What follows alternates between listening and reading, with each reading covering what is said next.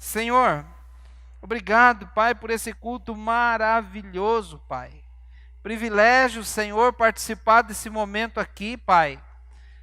É tão gostoso ver os nossos jovens, até adolescentes, servindo aqui no louvor.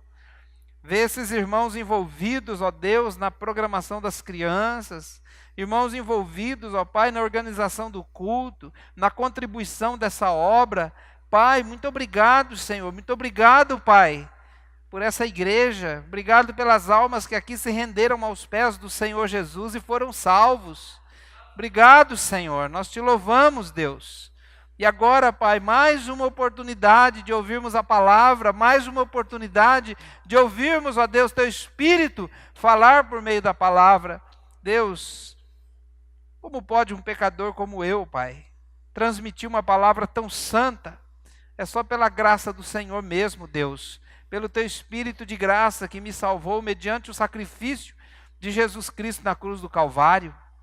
Agora, Senhor, eu entrego nas Tuas mãos esse momento e peço que, em nome de Jesus, o Senhor repreenda toda distração, todo desinteresse, Pai, toda obra maligna implantada num coração para que não ouça a palavra e se converta, se arrependa e venha ao conhecimento da verdade. Pai, eu creio, meu Deus, que nesse momento o Senhor está, ó Pai, interessado em aplicar essa verdade aos corações. Em nome de Jesus, aplica, Deus. Em nome de Jesus, amém. Irmãos, quero falar sobre o significado da expressão muito usada de crer em Jesus. Crer em Jesus. Então, eu ia até pedir para levantar a mão quem crê em Jesus, mas eu acho que é até desnecessário, porque eu imagino que vocês creem em Jesus. Se vocês não crescem em Jesus, provavelmente nem estaria aqui, numa igreja que prega Jesus, certo? Estou certo ou errado? Pode ser que você esteja, sei lá, curioso para ver o que é, mas eu acho que você crê em Jesus sim. Mas eu quero falar biblicamente o que significa crer em Jesus. E para isso eu quero ler o texto da palavra de Deus. Eu quero que você abra a sua Bíblia, e se você não tem uma Bíblia, mesmo com as facilidades que temos hoje de ter-se uma Bíblia na mão, você pode ter a Bíblia de papel, é baratinho, uma Bíblia como essa aqui, custa R$30, preço de uma pizza barata. Você quer uma Bíblia mais chique, custa R$60. Agora, todo mundo de celular tem, então pode ter uma Bíblia no celular.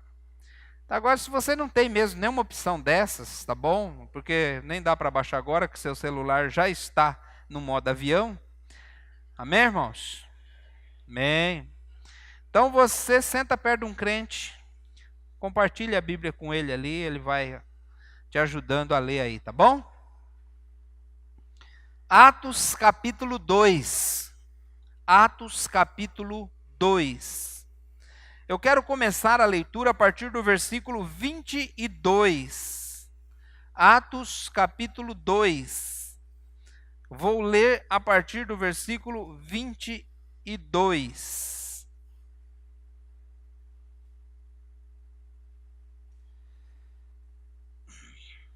Diz assim, amém, irmãos? Todo mundo atento à leitura da palavra de Deus. Porque talvez o que eu vou falar aqui possa ter alguma coisa que não esteja 100% correta. Eu espero que esteja. Mas a leitura da palavra é 100% correta, amém? E só de você ler a Bíblia aqui hoje... Obrigado, irmão. Tá bom. Só de você ler a Bíblia aqui agora já vai ser abençoado, em nome de Jesus. Israelitas, ouçam estas palavras. Jesus de Nazaré foi aprovado por Deus diante de vocês por meio de milagres, maravilhas e sinais que Deus fez entre vocês por intermédio dele, como vocês mesmos sabem. 23. Este homem lhes foi entregue por propósito determinado e pré-conhecimento de Deus, E vocês, com a ajuda de homens perversos, o mataram, pregando-o na cruz. Mas Deus o ressuscitou dos mortos, rompendo os laços da morte, porque era impossível que a morte o retivesse. A respeito dele, disse Davi: eu sempre vi o Senhor diante de mim. Porque ele está à minha direita, não serei abalado. Por isso o meu coração está alegre e a minha língua exulta. O meu corpo também repousará em esperança. Porque tu não me abandonarás no sepulcro, nem permitirá que o teu santo sofra decomposição. Tu me fizeste conhecer os caminhos da vida e me encherás de alegria na tua presença. Irmãos, posso dizer-lhes com franqueza que o patriarca Davi morreu e foi sepultado, e o seu túmulo está entre nós até o dia de hoje. Mas ele era profeta e sabia que Deus lhe prometera sob juramento que colocaria um dos seus descendentes em seu trono. Prevendo isso, falou da ressurreição do Cristo, que não foi abandonado no sepulcro e cujo corpo não sofreu decomposição. Deus ressuscitou este Jesus e todos nós somos testemunhas deste fato. Exaltado à direita de Deus, ele recebeu do Pai o Espírito Santo prometido e derramou o que vocês agora veem e ouvem. Pois Davi não subiu ao céu, mas ele mesmo declarou: o Senhor disse ao meu Senhor: senta-te à minha direita, até que eu ponha os teus inimigos como estrado para os teus pés. Portanto, que todo Israel fique certo disto: este Jesus, a quem vocês crucificaram, Deus o fez Senhor e Cristo. Quando ouviram isso, seus corações ficaram aflitos. E eles perguntaram a Pedro e aos outros apóstolos: irmãos, que faremos? Pedro respondeu: arrependam-se, e cada um de vocês seja batizado em nome de Jesus Cristo, para perdão dos seus pecados, e receberão o dom do Espírito Santo. Amém, irmãos? Queridos, Jesus Cristo veio à terra, encarnou-se, o infinito Deus homem, viveu, foi cheio do Espírito Santo, foi batizado por João Batista, desenvolveu seu ministério, foi aprovado diante dos homens como o Messias, prometido pelos profetas do Velho Testamento, morreu na cruz, ressuscitou dos mortos, depois foi para o céu, como nós já vimos hoje na história contada pela Lonice. Porém, irmãos, ele disse para os seus discípulos: voltem para Jerusalém e fiquem lá, aguardando a promessa. Que promessa? A promessa do derramamento do Espírito Santo. A vinda do Espírito Santo. Eles foram lá por 10 dias, ficaram reunidos, aproximadamente 120 irmãos, e lá eles estavam reunidos naquele culto, naquele momento, quando veio o Espírito Santo. A vinda do Espírito Santo foi marcada por alguns fenômenos. Primeiro, foi marcada por um som. Não era vento, era só o som de vento. Como você colocar o som de vento na caixa aqui, não tem vento, só o som. Mas não era um som assim que um amplificador desse possa reproduzir, porque a cidade inteira ouviu o som. Toda a cidade ouviu. De maneira que eles ficaram curiosos pelo som, e a multidão, sabe como é que é a multidão, né?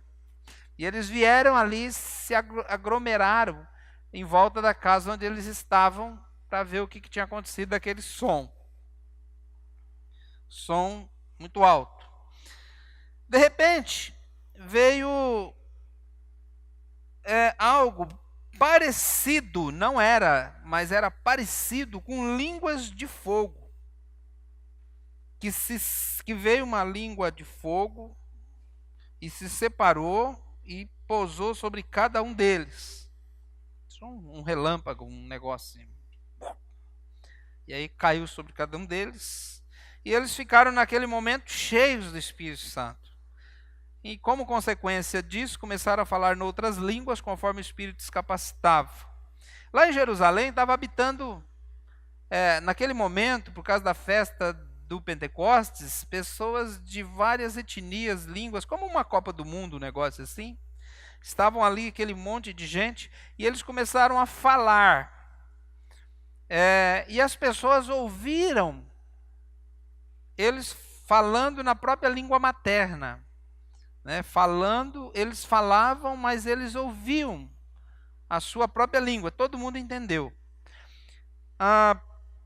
O que é que eles falavam? Eles estavam glorificando a Deus. Estavam glorificando a Deus. Não sei se era um tipo de um cântico, mas a Bíblia diz que eles estavam glorificando a Deus, exaltando a Deus. E as pessoas ouviram isso. Alguns, porém, duvidaram.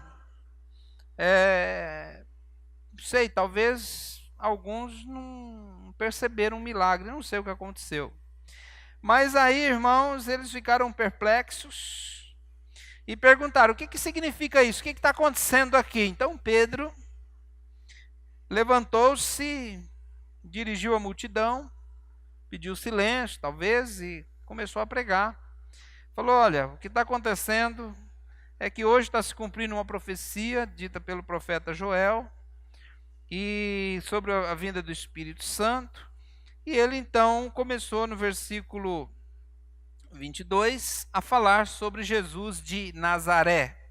E o que é que ele fala sobre Jesus de Nazaré? Fala que Jesus de Nazaré, aquele mesmo que foi crucificado pelos judeus que estavam ouvindo ele disse: esse Jesus de Nazaré é o Messias.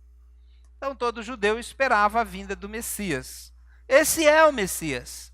E ele começou a comprovar. Se você ler o texto, você vai ver que Pedro dá 5 provas de que Jesus de Nazaré é o Messias. 5 provas. Ele fala que ele fala da profecia, fala da pregação, fala dos milagres, fala dos sinais, da morte, da ressurreição. Então são 5 sinais aqui. E quando ele fala da ressurreição, chegando no versículo 37, 36, ele então dá a aplicação ali do seu sermão, dizendo: este Jesus de Nazaré que vocês mataram, Deus o ressuscitou e fez dele Senhor e Cristo. Sim, ele é o Messias. Diante disso, versículo 37, eles creram em Jesus. E é aqui que eu queria sua atenção agora, pra você não perder o fio da meada. Eles creram em Jesus. Ou não? Creram. Lembra do carcereiro quando a cadeia caiu? E ele ficou com medo do pessoal escapar? Parece que o sistema era muito rígido naquela época. Depois ele foi para casa tal, e ele falou para Paulo: senhores, o que eu devo fazer para ser salvo? Paulo falou: crê no Senhor Jesus e será salvo, tu e tua casa. Pergunta: o carcereiro, quando fez a pergunta, o que eu devo fazer para ser salvo, ele já estava crendo em Jesus ou não? Ele já estava crendo em Jesus. Senão nem tinha feito a pergunta. É igual você, se não tivesse crendo em Jesus, nem tinha vindo aqui hoje. Então, irmãos, eu queria explicar nesse sermão o que significa isso, crer em Jesus. O que é isso, crer?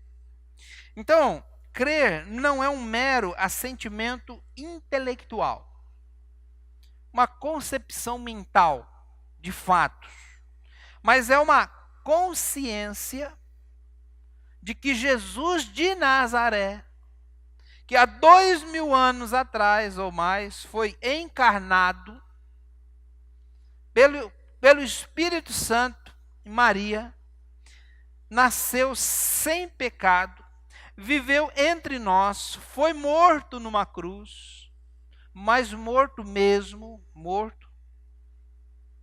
ressuscitou dos mortos, está vivo hoje, voltará em breve para nos buscar. Voltará para buscar os seus e voltará para julgar e condenar os que não creram, que não se arrependeram.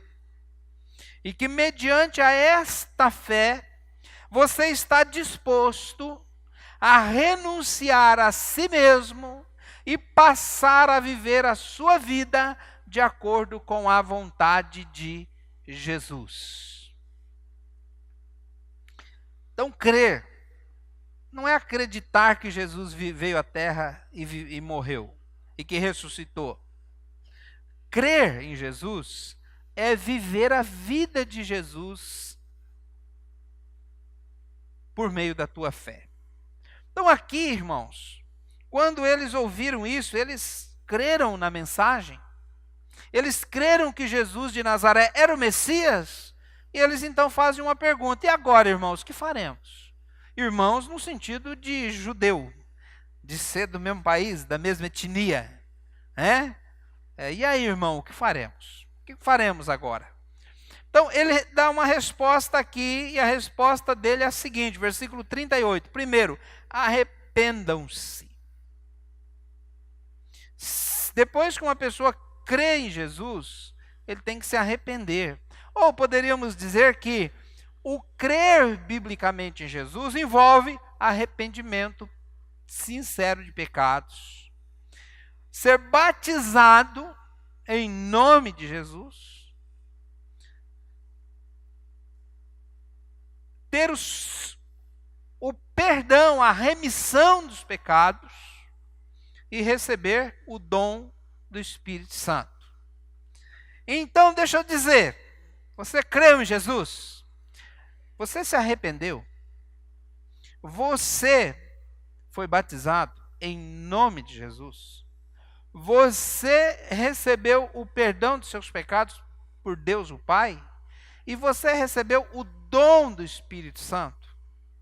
Então é isso que nós vamos ver hoje. Em primeiro lugar, o que é o verdadeiro arrependimento? Abra aí a sua Bíblia, e eu queria que você me acompanhasse nas leituras. Marcos capítulo 1, versículo 14. Marcos 1, 14. Marcos 1, 14. Diz assim: depois que João foi preso, Jesus foi para a Galiléia proclamando as boas novas de Deus. O tempo é chegado, dizia ele. O reino de Deus está próximo. Arrependam-se e creiam nas boas novas. Está vendo aqui, irmãos? Arrependam-se e creiam. Então, Jesus Cristo, ele nasceu, desceu para a Judéia, foi batizado no Rio Jordão. Depois do batismo, ele foi para o deserto, ainda na Judéia, para ser tentado. Depois da tentação, ele voltou para a Judéia. Ficou sabendo que João Batista estava morto, subiu mais ou menos 200 quilômetros para o lago do Mar da Galileia e foi viver acima do Mar da Galileia, numa cidade chamada Cafarnaum, aonde ele começou ali o seu ministério, começou a pregar, e a pregação dele era: arrependei-vos, porque o reino de Deus está próximo. Próximo quer dizer, está geograficamente perto, na presença do próprio Rei Jesus Cristo. Portanto, meus irmãos, a pregação de Jesus é um chamado para o reino. A pregação de Jesus é um chamado para o reino. Jesus nos convidou a fazer parte do seu reino. Abrir mão do nosso reinado pessoal, aonde nós somos entronizados em nosso próprio coração, e abrir mão disso e entronizar Jesus em nosso coração. Sacrificarmos o nosso ego e voltarmos a um relacionamento de intimidade com Deus. Ou seja, aquilo que nós chamamos de salvação não é tanto uma realidade pós-morte. Muitos pensam assim: salvação, realidade pós-morte. Não, irmãos. Presta atenção. O que nós chamamos de salvação é sim a maneira com que nós vivemos aqui e agora. Por isso o Senhor Jesus Cristo diz que nós precisamos nos arrepender. E o que seria arrependimento? Pensamos que arrependimento é uma tristeza profunda por alguma coisa que fizemos, é ou não é? Você pensa assim ou não? O que você pensa de arrependimento? Presta atenção. O que você pensa que é arrependimento? É uma tristeza profunda por algo que eu fiz de errado. Mas a palavra usada por Jesus aqui em Marcos, capítulo 14, versículo 15, ela indica, irmãos, algo diferente. A palavra grega, só explicando que a Bíblia não foi escrita em português, porque o português nem existia naquela época ainda, a Bíblia foi escrita em hebraico, Velho Testamento, algumas partes em aramaico. Depois o Novo Testamento foi escrito em grego, porque era a língua principal da época. Então a Bíblia foi escrita em grego, o Novo Testamento. E a palavra grega usada aqui que foi traduzida por arrependimento é a palavra metanoia, que significa mudar a mente, mudança mental, mudança de atitude, mudança de pensamento, mudar a mente para melhor ou adquirir uma nova forma de pensar. Portanto, a metanoia não é um pesar pelo passado, mas sim uma nova percepção da realidade. Tanto porque você não pode voltar ao passado e desfazer as coisas erradas que fez, mas você pode, meu querido, a partir de hoje, desse culto, dessa data, desse momento, viver uma vida de justiça diante de Deus, se você se arrepender.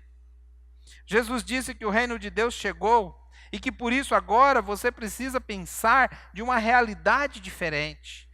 Se você está vivendo fora do reino, você tem uma maneira de viver. Mas se você vive no reino, você passa a viver de uma forma diferente, de uma forma nova. Presta atenção. Deixa eu tentar ilustrar isso. Quando eu era criança, nós não tínhamos energia elétrica. Minha irmã está ali, ela lembra disso, né? Nós tínhamos energia elétrica em casa. Quem não tinha energia elétrica aqui quando era criança? Olha, tinha alguns aí que não tinham. Você lembra como é que era? Não tinha lâmpada assim, era lamparina, querosene. Quando o dia assim tinha uma coisinha mais importante, era lampião a gás. Nós não tínhamos, irmãos, geladeira. Então, a carne era conservada na banha de porco. Ei, que benção, hein? Fritava, jogava lá na lata, cobria aquilo de banha, esperava secar, podia ficar ali muito tempo. Ou então metia sal, colocava no varal, depois colocava em cima do fogão a lenha. É assim que funcionava o negócio. Ou então comia logo, que é para não estragar. Naquela época não tinha energia elétrica, quando eu era criança. Peguei esse tempo, sem energia. Então não tinha televisão em casa. Não tinha smartphone, não tinha Wi-Fi. Então a gente reunia em volta da mesa e contava piada. Não tinha televisão para ver. Então, naquela época, irmãos, era assim. Aí eu me lembro que chegou a companhia elétrica, a companhia de energia, e começou a instalar energia elétrica, colocando aqueles postos, instalando energia elétrica nas casas. E aí, irmãos, mudou a realidade de nós. Nós não vivíamos mais como vivíamos antes da energia. Primeira coisa, irmãos, nós colocamos lâmpada em casa. Eu me lembro ainda hoje. Primeira vez que eu entrei numa casa com energia elétrica, era muito legal. Clareia bem mais do que lamparina. Irmãos, eu me lembro que quando meu pai trouxe a primeira geladeira para casa, nós fazíamos sorvetinho de forminha. Não era tão bom quanto aqui da vizinha aqui, da Nelly Mel, né? Mas a gente pegava suco. Quem já tomou suco? Envelopinho desse tamanho, dilui em 35 litros d'água.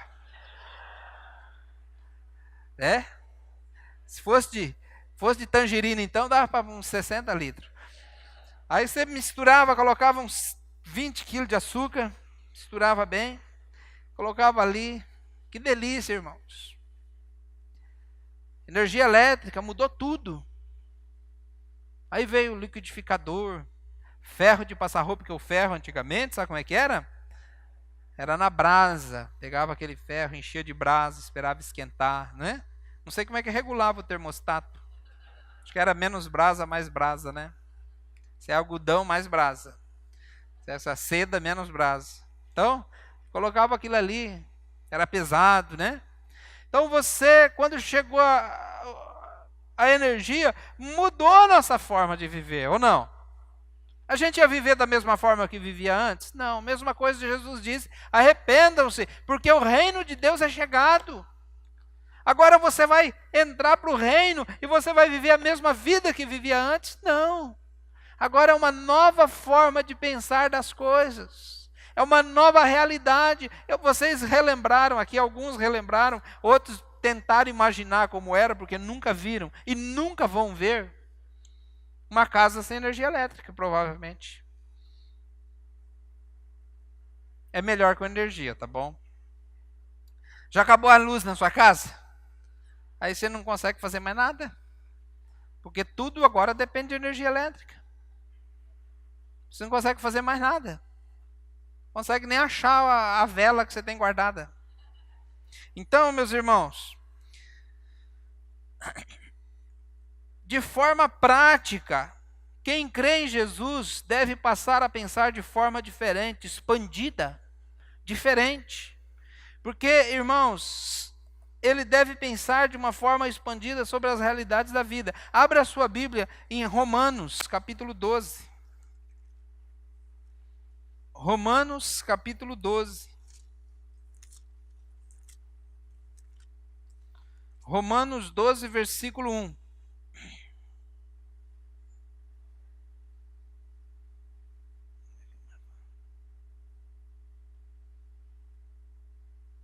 Romanos 12, 1.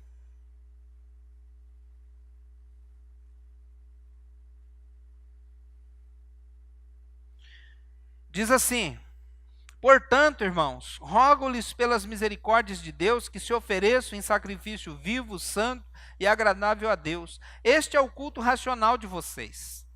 Não se amoldem aos padrões deste mundo, mas transformem-se pela renovação da sua mente, para que sejam capazes de experimentar e comprovar a boa, agradável e perfeita vontade de Deus.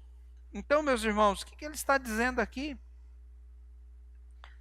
Ele está dizendo, irmãos, que nós não devemos mais se ajustar à cultura, a ponto de não poder pensar mais. Em vez disso, nós devemos concentrar nossa atenção a Deus, sermos mudados de dentro para fora, descobrir, como diz um outro texto, descobrir qual é a vontade de Deus, passar a viver agora a vida de Deus, porque agora estamos vivendo uma realidade diferente. Então nós temos que ter uma mente transformada, uma mente renovada, uma maneira de pensar completamente diferente da que nós tínhamos antes de conhecer a Jesus e conhecer o reino de Deus que Jesus Cristo veio trazer a nós. Com esse pensamento, com essa ideia em mente, abra a sua Bíblia em Efésios capítulo 5. Abra aí, Efésios 5, versículo 1. Metanoia não é um arrependimento, é um mal-estar por coisas erradas que nós fizemos no passado. Metanoia é uma nova forma de pensar dentro de uma nova realidade. Irmãos, presta atenção. Presta atenção. O que Jesus era para esses judeus aqui? Se eles mandaram matar ele. O que Jesus era para eles? Digam. Uma ameaça. O que mais? Um impostor. O que mais? Um inimigo. Louco. Um revolucionário. Uma ameaça à sociedade. Não era, irmãos? E agora, a partir da metanoia? Pegou metanoia, né? Posso falar agora sem explicar o que é? A partir da metanoia, a mudança mental com relação a Jesus, o que Jesus, a partir desse dia, ia passar a ser para eles? Senhor e Cristo. Jesus mandou, sim, Senhor. Jesus falou, sim, Senhor. Jesus não era ameaça, Jesus não era inimigo, Jesus não era o impostor, Jesus agora ele é Senhor. E não só um Senhor, mas ele é o Cristo, aquele Rei celestial a quem eu vou devotar a minha vida. Metanoia, mudança de pensamento. Se você não mudar o teu pensamento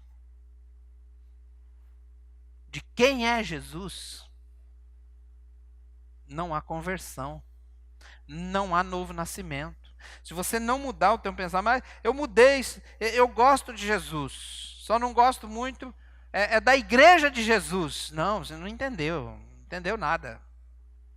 Entendeu nada. Precisa entender. Irmãos, Efésios capítulo 5, diz assim. Efésios 5, versículo 1. Portanto, sejam imitadores de Deus como filhos amados. Vivam em amor, como também Cristo nos amou e se entregou por nós como oferta e sacrifício de aroma agradável a Deus. Versículo 3. Entre vocês não deve haver nem sequer menção de imoralidade sexual. O que ele está dizendo aqui, irmãos? Que não deve haver imoralidade sexual entre nós? É isso que ele está dizendo? Não. Nem menção. Nem algumas postagens que alguns irmãos estão fazendo no Facebook deve haver. Nem alguns vídeos que estão compartilhando, não deve. Não há nem menção. Nós estamos vivendo em outro mundo, numa nova realidade. E nessa nova realidade chamada Reino de Deus, não tem imoralidade, não deve haver. Nem piadinha suja, nem piadinha de gay, nem piadinha de prostituição, nem videozinho que tem palavrão, não deve ter. Então você não entendeu, não compreendeu o que é a metanoia. Versículo 2, 3. Nem qualquer espécie de impureza, nem cobiça, pois estas coisas não são próprias para os santos. Não haja obscenidade, nem conversas tolas, nem gracejos imorais, que são inconvenientes, mas ao invés disso, um mundo de ação de graça. Eu coloquei mundo aqui, né, esse universo que nós vivemos de ação de graça. Porque vocês podem estar certos disto: nenhum imoral, nem impuro, nem ganancioso, que é idólatra, tem herança no reino de Cristo e de Deus. Ninguém se engane com palavras tolas, pois é por causa dessas coisas que vem a ira de Deus sobre os que vivem na desobediência. Portanto, não participem com eles destas coisas. Eles quem? Os que não vão herdar o reino de Deus, ou que não estão herdando o reino de Deus, os que não fazem parte do reino de Deus. Versículo 8. Porque outrora vocês eram trevas, mas agora são luz no Senhor. Vivam como filhos da luz. Pois o fruto, então veja aqui, ele não está dizendo, versículo 8, vocês devem deixar de ser trevas e se esforçar para ser luz. É isso que ele está falando? Ele está dizendo de duas realidades.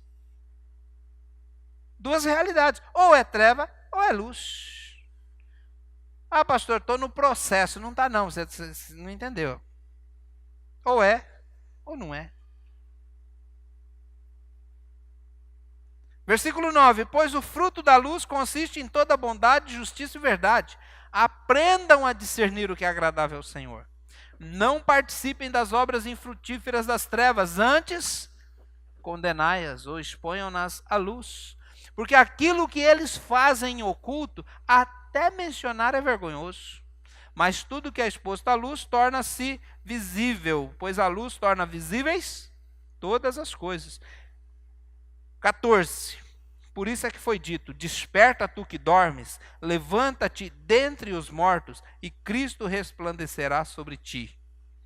Tenham cuidado com a maneira com que vocês vivem.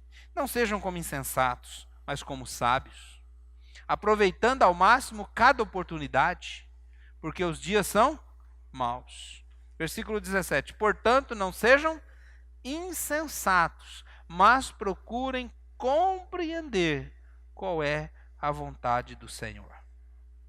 Não se embriaguem com vinho, que leva à libertinagem, mas deixem-se encher pelo Espírito Santo.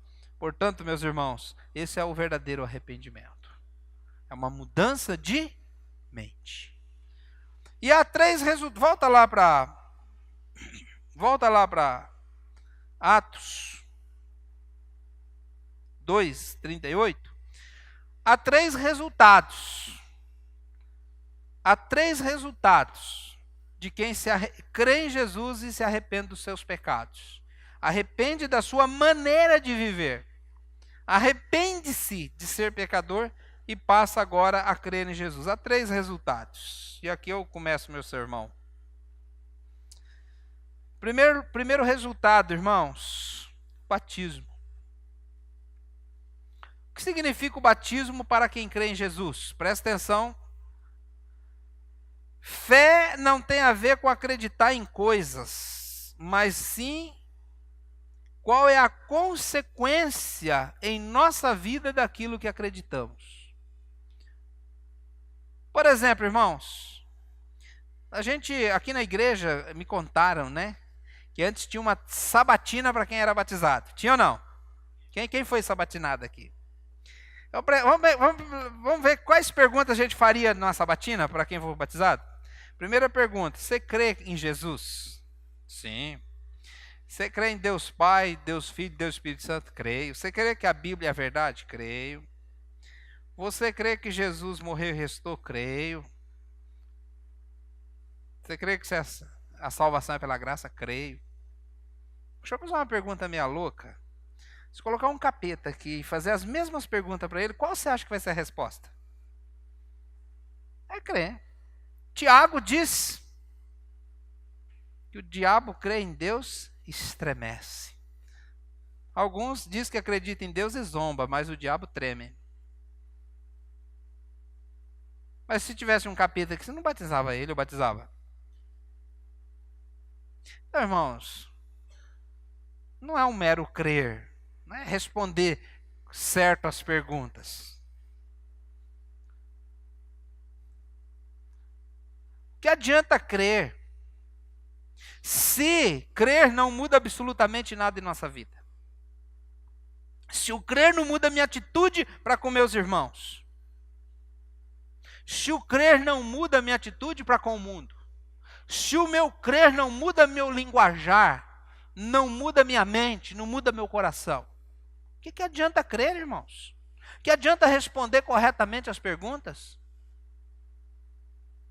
O sujeito crê em Jesus. E tudo o que ele acredita sobre Jesus é verdadeiro. Mas ele continua sendo a mesmíssima pessoa que não conhecia Jesus. As suas convicções não trazem nenhuma consequência para a sua vida. Eu já contei para os irmãos daquela história que tinha um equilibrista que passava de um edifício muito alto para um outro edifício numa corda bamba. Lembra dessa história?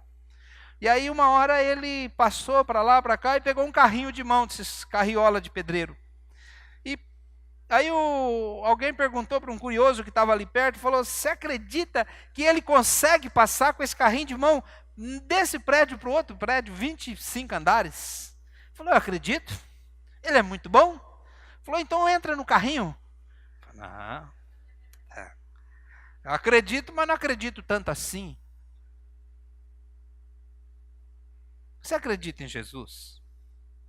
Então entrega a tua vida para Ele. Para de querer viver a sua própria vida, ter os seus próprios conceitos, viver da sua própria forma. Entrega a tua vida para Ele. Deixa Ele viver a vida dele por meio da sua. Ou não? Então para de falar que crê em Jesus. Diga: eu não creio. Eu acredito intelectualmente num Jesus histórico. mas não ao ponto de entregar a minha vida para Ele. Então, batizar, irmãos, significa isso. Acreditar que Jesus é o Rei dos Reis é uma coisa, mas confiar as suas vontades próprias a Ele é outra coisa. Tiago diz que isso é uma fé morta. Tiago não precisa abrir não, mas Tiago 2,14. Tiago 2,14. Se você quer ouvir mais sobre Tiago, Escola Bíblica Dominical, professor Célio, está aí? Olha lá, o Célio. Está dando uma aula muito boa, Tiago. Chegou no capítulo 2 ainda não. Tiago 2,14. De que adianta, meus irmãos? De que adianta, meus irmãos? Alguém dizer que tem fé e não tem obras? Acaso a fé pode salvá-lo? Se o irmão ou irmã estiver... Aqui está dando só um exemplo. Se o irmão ou irmã tiver necessidade de roupa e de alimento, e um de vocês lhes disser, vá em paz, Deus te abençoe. Alimente-se até se satisfazer. Faz um churrasco, irmão, que você vai matar sua fome. Mas você não dá nada para ele, irmãos.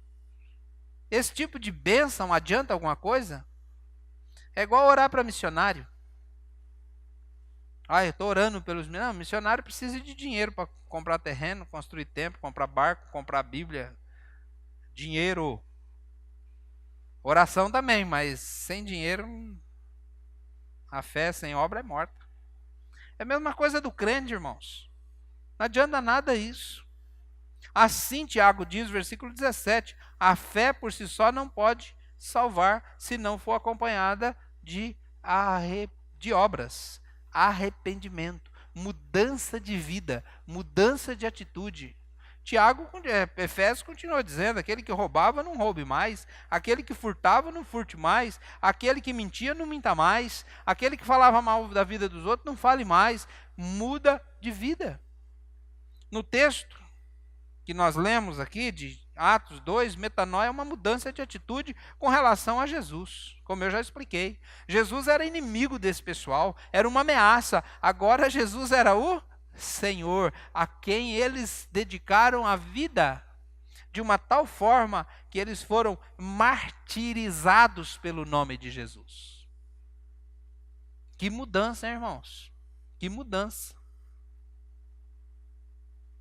E como testemunho dessa nova atitude para com Cristo, eles foram batizados em nome de Jesus. Cuidado aqui, existe uma polêmica tem duas polêmicas aqui, mas eu não vou entrar na meta da questão. Algumas pessoas que não, batismo tem que ser em nome de Jesus.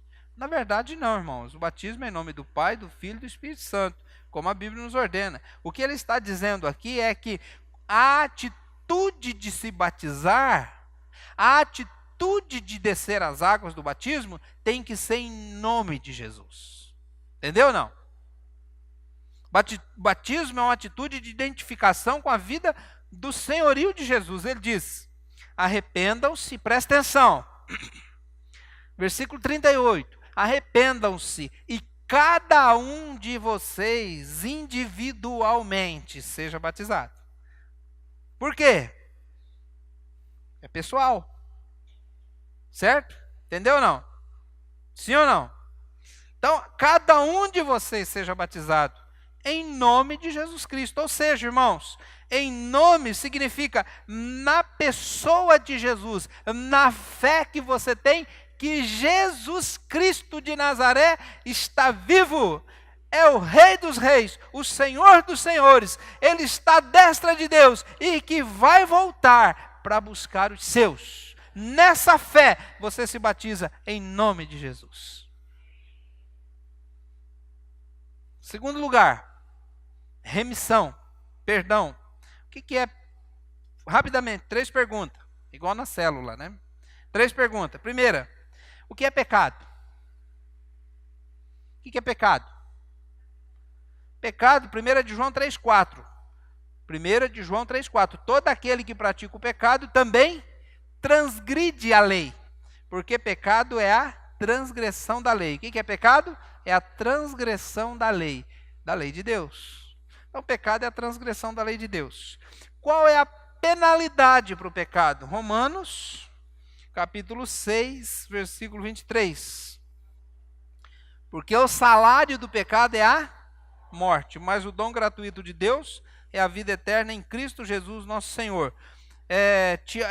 Êxodo capítulo 20 diz, a alma que pecar, essa morrerá. Né? Foi o que Deus falou para Adão e Eva também lá no paraíso. E o que é remissão? Remissão é perdão. Tanto que a NVI já traduz aqui por perdão. É perdão da penalidade do pecado e perdão da culpa do pecado. Então,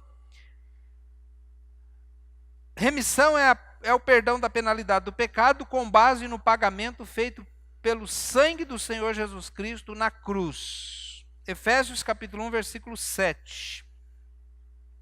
Efésios 1, 7 diz assim, ó: nele, em Jesus, temos a redenção por meio do seu sangue, o perdão dos pecados, de acordo com as riquezas da graça de Deus. 1 de Pedro, capítulo 1, versículo 18. 1 de Pedro 1, 18.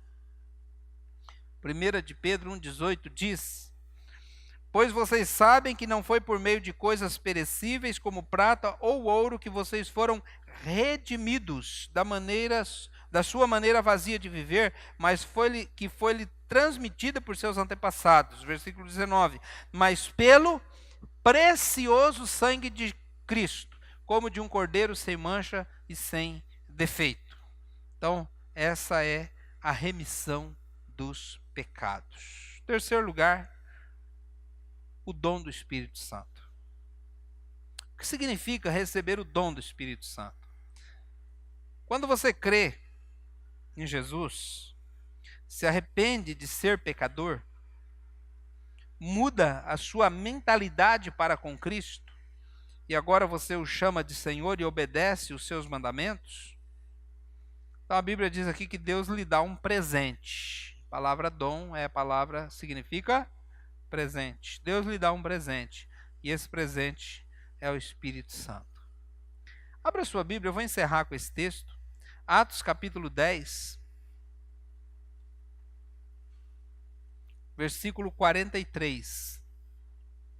Atos 10, 43.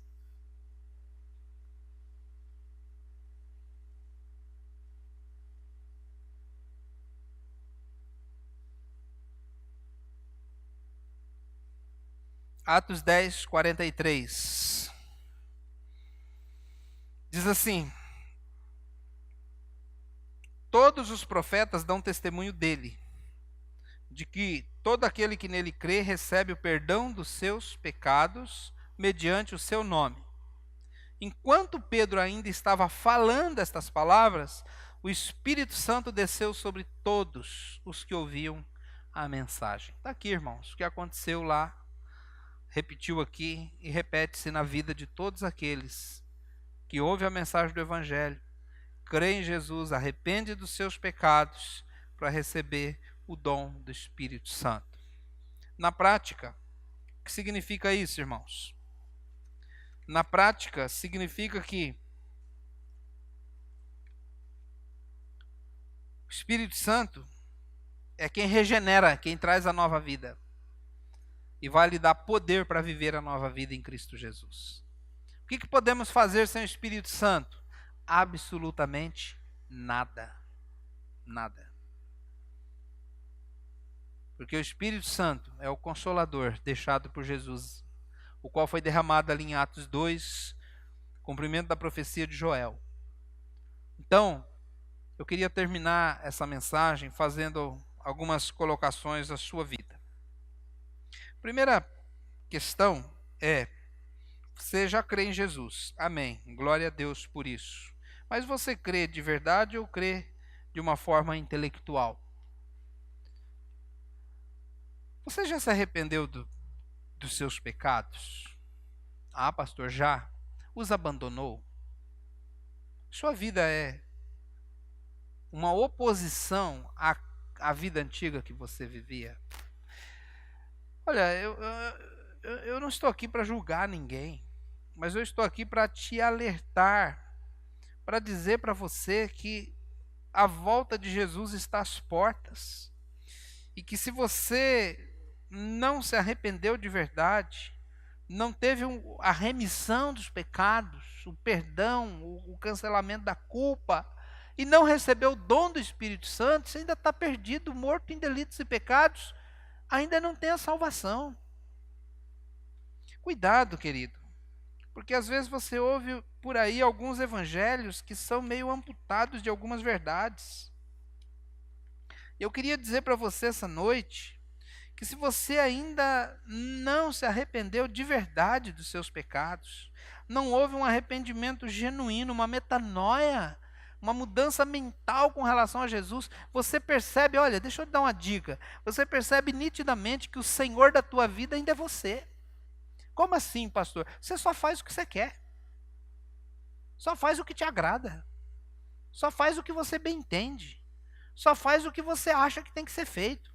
Você fala o que você acha que tem que falar. Você age da forma que você acha que você tem que agir. Não há uma mudança real de mente em dizer que Jesus vive por você. Não se arrependeu de verdade. Não houve um arrependimento sincero na sua vida. Não houve uma mudança mental. Você pode até ter se entristecido por coisas que você fez no passado, mas ainda Jesus não é o Senhor da sua vida. Não houve metanoia. Queria orar por vocês.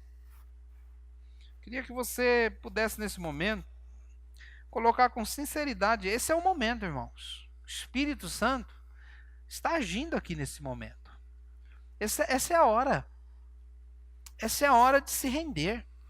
Essa é a hora de confessar. Essa é a hora de pedir misericórdia. Pedro continua dizendo, essa promessa é para vocês, para os vossos filhos e para todos quanto o Senhor Deus chamar. É para você que está aqui essa noite. Ah, pastor, mas já tentei. Esse é o problema, querido. Esse é o problema. Você ainda é Senhor da tua vida. Se você ainda está tentando fazer alguma coisa, você não entendeu que precisa entregar-se a Jesus. Pare de tentar, entregue-se. Chame Ele de Senhor agora nessa oração. Diga, Jesus, salva a minha vida. Vamos orar. Senhor, é com muito temor no coração que nós chegamos diante da Tua presença nessa noite. Eu sei, Pai Santo, que deve haver uma predisposição mental em nosso crer para uma transformação completa de vida. Pai, há pessoas aqui nessa noite que ainda não foram libertas dos seus pecados. Há pessoas aqui que não foram libertas de detalhes de imoralidade, detalhes de pecados, até mesmo de idolatria e egoísmo e senhorio de si mesmo, para se render completamente a Jesus. Por isso, nesse momento, Pai, eu quero clamar a Ti pela Tua misericórdia, que essa palavra possa efetuar uma transformação nos corações. E que todos nós que estamos aqui essa noite, possamos orar com sinceridade, avaliar com sinceridade se realmente estamos em Cristo. Se a vida que agora vivemos é a vida de Jesus, ou ainda continuamos vivendo de uma forma um pouquinho diferente a velha vida que vivíamos antes. Cometendo os pecados de uma forma mais discreta, fazendo um pouco menos do que fazia, mas continua fazendo. Pai, não é a vida que o Senhor quer para nós. O Senhor quer uma vida, Deus, completamente transformada, completamente diferente. Pai, eu quero pedir a Ti nessa noite, que Teu Espírito possa agir nos corações. Pai, se há alguém aqui que foi batizado já, mas não foi batizado em nome de Jesus, não numa fórmula, mera fórmula, mas de coração mesmo, ele não entregou a vida a Jesus no sentido de Jesus ser o Senhor, o dono da vida dele. Essa pessoa possa, meu Deus, se arrepender disso também e passar a viver a vida de Jesus. Pai, eu creio que há pessoas que estão aqui com toda a sinceridade, Pai, às vezes, lutando. Mas, ó Deus, não entrega. Porque não é a nossa luta. Não é nós que vamos nos libertar, é o Senhor que vai nos libertar. É o Senhor que age em nós, o Senhor que transforma, é o Espírito Santo que regenera. Por isso, nessa noite, Deus, eu quero clamar a Ti. Se há pessoas aqui entre nós que não têm o dom do Espírito Santo, e por isso às vezes estão vivendo uma vida, Deus, confusa, uma vida, ó Deus, em vez de viver uma vida abundante, uma vida de adoração, uma vida de produtividade no reino, acabam, ó Deus, vivendo uma vida de culpa, uma vida de lutas, uma vida cheia de altos e baixos. Ó Pai, se houver, Deus, na Tua graça essa noite, pessoas aqui que estão se rendendo aos Teus pés, ó Pai, eu quero pedir a Ti que o Senhor dê o dom do Espírito Santo, que o Senhor derrame Teu Espírito Santo sobre nós. Ó Pai, que o Senhor derrame o Espírito Santo sobre as pessoas, que o Senhor possa fazer, ó Deus, um derramar do Espírito sobre as vidas que estão aqui, para que experimentem, ó Deus, o verdadeiro novo nascimento, uma vida, Deus, completamente nova em Cristo Jesus. Ó Pai, e a todos nós, Deus, que estamos aqui essa noite, encha-nos com Teu Santo Espírito, Senhor. Encha-nos, para que essa semana, Pai, possamos viver uma vida cheia de alegria no Espírito, uma vida transformada, Pai. Deus, faz essa obra de transformação, em nome de Jesus. Em nome de Jesus. Amém.